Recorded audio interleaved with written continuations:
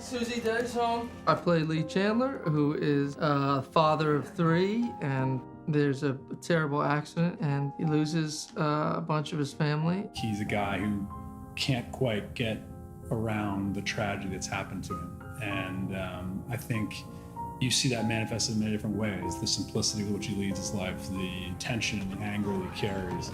And I think when we meet him, he's still a shell of the guy he used to be. It's funny, I don't think of him as being inexpressive. I think he's just expressing different emotions from what people would expect in the different situations that he's in.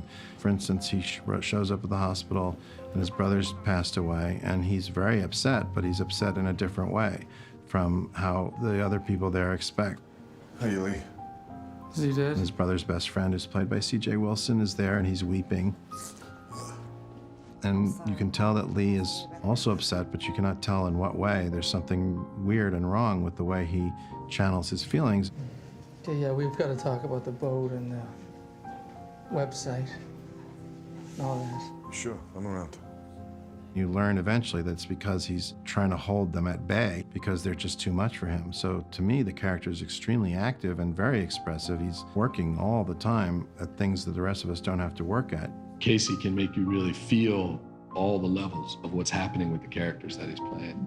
And I think you have to have an actor like that in order to pull off a role like this. Just look at Casey's face when he's playing those scenes. Something's always going on in his mind, but the specificity of the moments really works. We worked on this a lot, just how he copes with small things and big things, because, you know, he's a guy who's like trying to keep the walls from caving in on him every single day he's alive.